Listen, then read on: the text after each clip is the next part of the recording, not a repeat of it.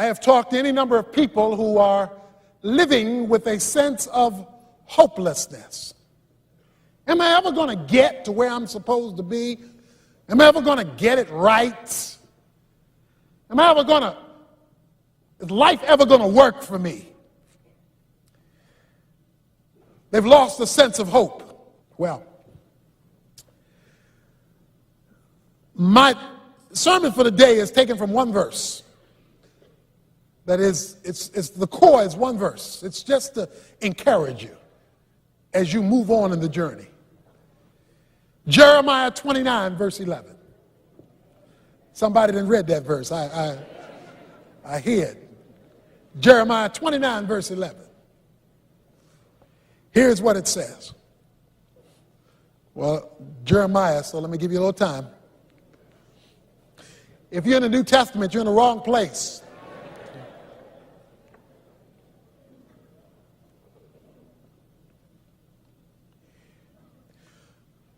For I know the plans that I have for you, declares the Lord. Plans for welfare or well-being or good, not for calamity or bad or evil, to give you a future and to give you a hope. Now you ought to feel a little better right now. I know the plans I have for you, declares the Lord. Now I know somebody's saying, I'm glad somebody knows them.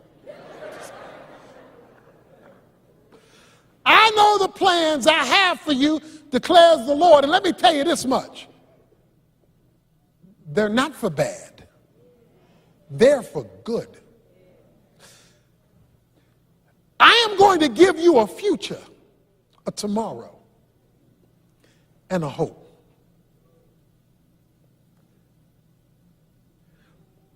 You ever seen people who've lost their hope? You lose your hope because you don't see a future. This verse is found in a bad chapter. This is not a great verse in a great chapter. This is a great verse in a bad chapter.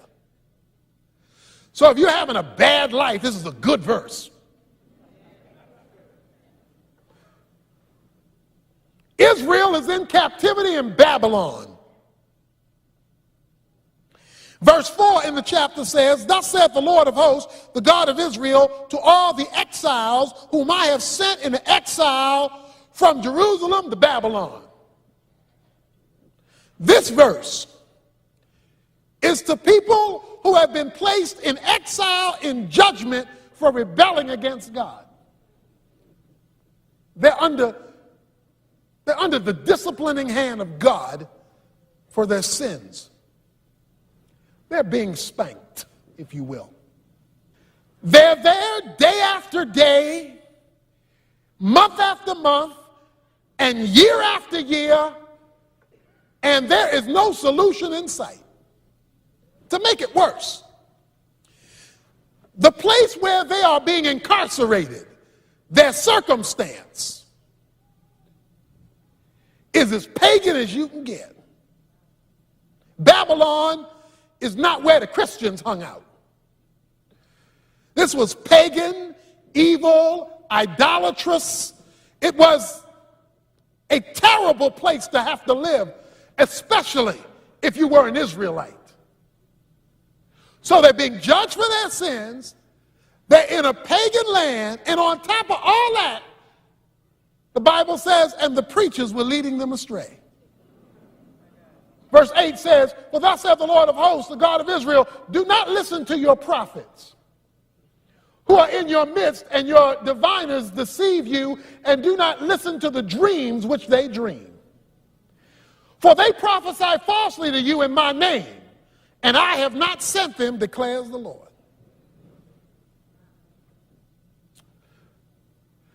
See, there's a lot of folk out here giving folk false hope in the name of God. He says, they prophesy in my name. Come here, give your tithes, get rich. You serving God, you're not going to get sick.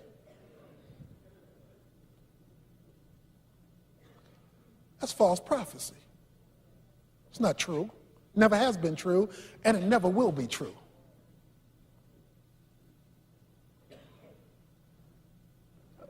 But you see, when people need hope, because all hope is gone, they'll listen about anything. Because folk don't have hope. Because when people don't have hope,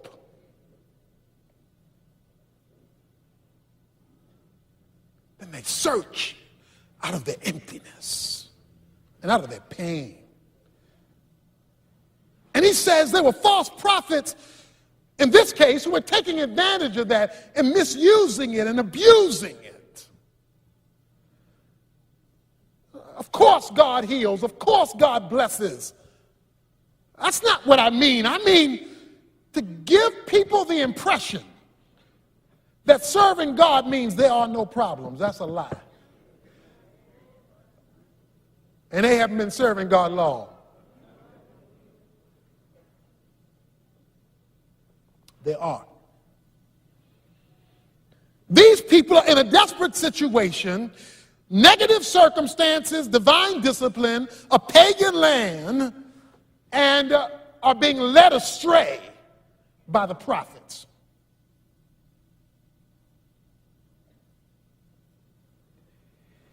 It is in the midst of this hopelessness that verse 11 finds itself. It is in the midst of this discouragement, verse 11 comes. It's in the midst of this pain, verse 11 shows up. And I know the plans I have for you.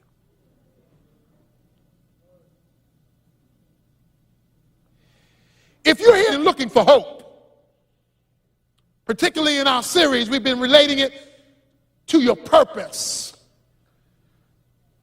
You're tired of aimlessness, wandering, meandering.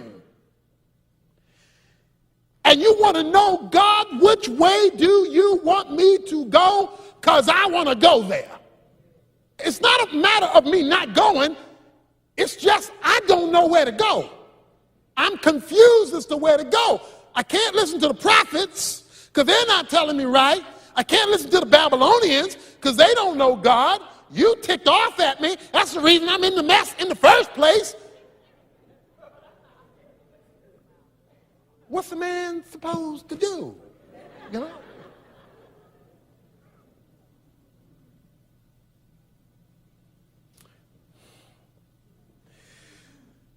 Where do you find this hope? Verse 11 says, I know the plans I have for you. I know the plans I have for you. I know the plans I have for you. Now, why is that important? Because God says, I still have a plan. It's not over. How do you know God still has a plan for you? Simple. You here. You can assume I'm right. If you hear, the plan is still operative.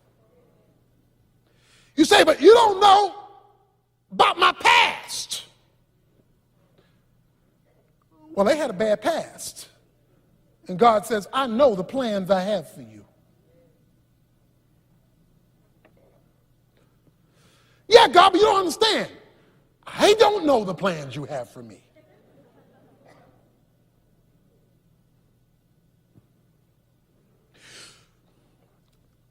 Your greatest lessons in faith will be learned in the dark. See, somebody didn't get that. Your greatest faith lessons will be learned in the dark. It is when you don't know what in the world God is doing, how he's doing it, why it's taking so long to get it done. When God is ticking you off the most is when you've got to trust him the more. Because he says, I know something you don't know. I know the plans I have for you. I know it may look dark right now. I know it may be unclear exactly where you're headed. I know it may be unclear exactly where God is taking you. It may be pitch black outside. Hold on. I know the plans I have for you. God has a plan for you. I know you don't know it. The details are obscure. I know that it's not fully flushed out. I know that all of these things are coming at you right now, and you may want to pull out your hair. In the midst of your confusion, God says, I have a plan. And I know it.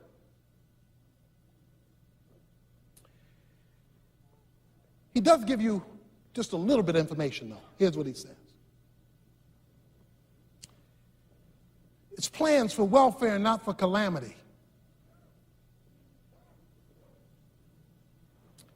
He says it involves a future. It involves your tomorrow.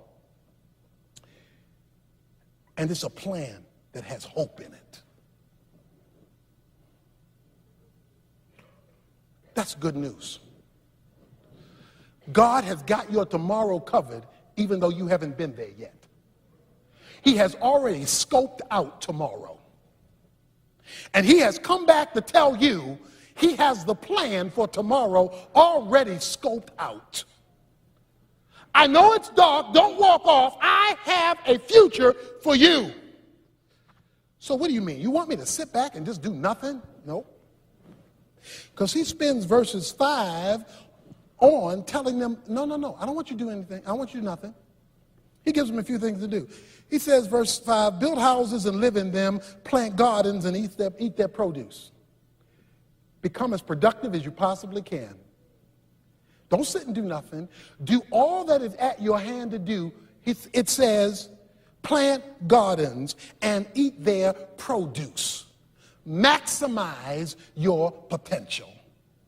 All that there is that you can do, all that there is to do, do that. Maximize what is before you and become productive. While you're waiting on God to make your change come, while you're waiting on God to turn things around, maximize the moment. Carpe diem, seize this moment. A lot of us, while waiting for God, are doing nothing when there is plenty to do. There's only one time you do nothing, and that is when there's nothing you can do. If there's nothing you can do, you do nothing. But if God has given something at your hand to do, you do it with all of your might.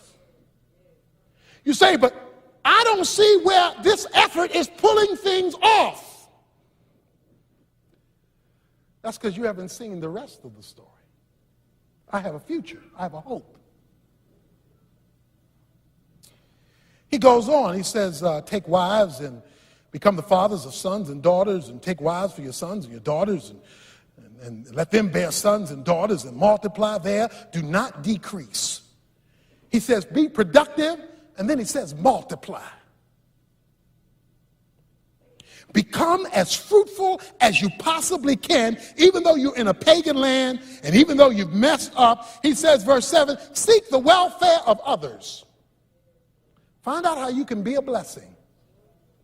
Seek the welfare of the city in which I have sent you into exile. Pray to the Lord on its behalf. In its welfare is your welfare. That's key. As you are being a blessing, you are setting yourself up to be blessed. As you are being a blessing, one of the reasons we lose hope is because the only person we're concerned about is ourselves. And if you messed up and the only person you see is you, then you helping you to destroy you. See, if you messed up and the only person you see is you, then you are helping you to do you in. Okay, somebody didn't get that. If you are messed up and your focus is you, you are helping you to do you in. He says, seek the welfare of others. Become a blessing while you're waiting on me for you. In spite of their circumstances, they were to be productive and they were to impact others.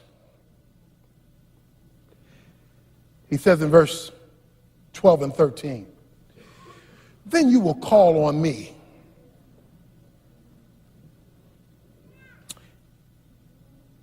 and come and pray to me, and I will listen to you.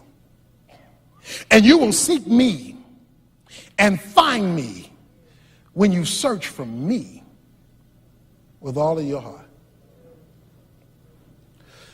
Now, we don't quite read that verse like that. We read it, when you seek the solution, you'll find the solution. When you search for the solution with all of your heart. That's not what the verse says. When you seek me, you'll find me if you search for me. God says, I have the plans. Don't go looking for the plans, look for me. I know where I put them. The Bible says while he was asleep, God performed an operation. He went over and slit open his side. Now, I know you know the story. It says he took a rib. The Hebrew word for rib means side. So Adam is only half the man he used to be. Okay? So he laying there with half of him gone. The Bible says, and God went over and fashioned a woman. The Hebrew word for fashion means to build. So when a man says about a woman, she sure is built, he's being very biblical at that point.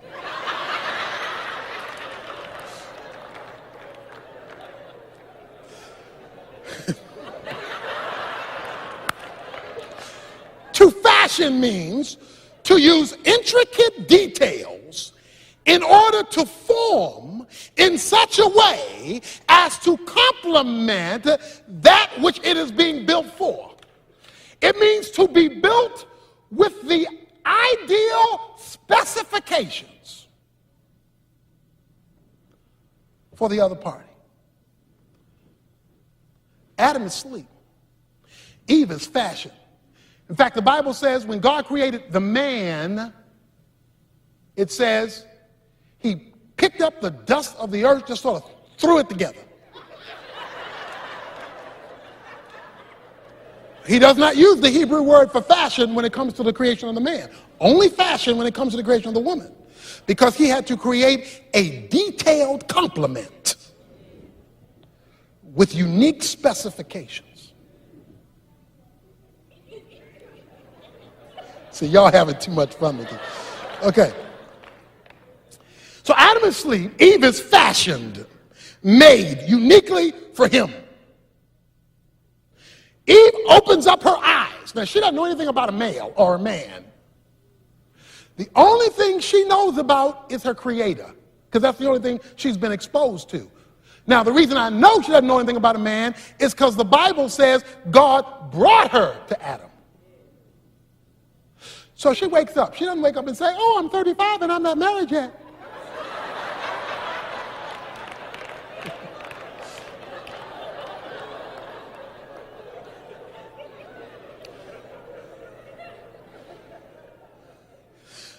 No, she puts her hand in God's hand, and the Bible says, and God marches her over to Adam. So he plays matchmaker. Adam looked at Eve.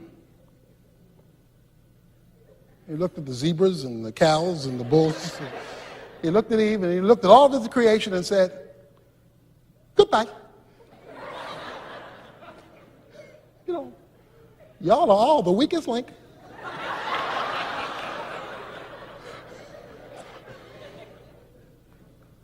Because even in the dark, while he was asleep, God was doing his thing.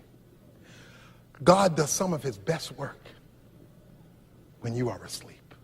That is, in the dark. He does his best work when you don't think he's doing a thing. He's behind the scenes, working it out. I have a plan for you, and it's a good one. Maybe you should have gotten it earlier in your life. Maybe you should have. Maybe if you hadn't done this or done that or gone here or gone there, then maybe you would have gotten it early. Maybe if you'd have gotten saved earlier, you would have known me earlier, you would have had the plan.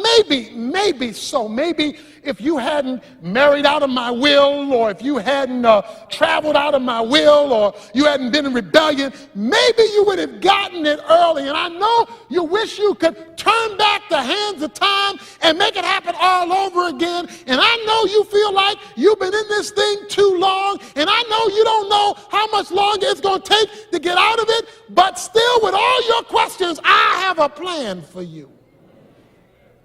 And I know what it is. And it's a good one. And it will give you a future, and it will give you a hope. It would be 70 years before they would see the plan.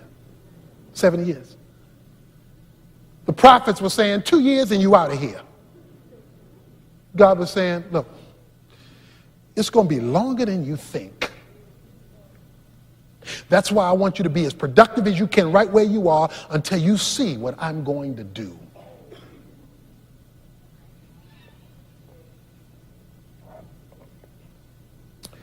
God is inviting you to participate with him in the drama of the ages. You say, I don't like the dark. Can't help you with that. Because without faith it is impossible to please God. Them that cometh to God must first believe that he is, and that he is a rewarder of those who seek him. You don't know which way to go? Seek him. You're in pain? Seek him. You're confused? Seek him. You're tired of waiting? Seek him. If you come and ask me, I'm going to send you back to him. Because he has not told me his plan for you. 2,000 years ago, Jesus Christ put up the payment for the plan. And he who has begun a good work in you shall continue it until the day of redemption.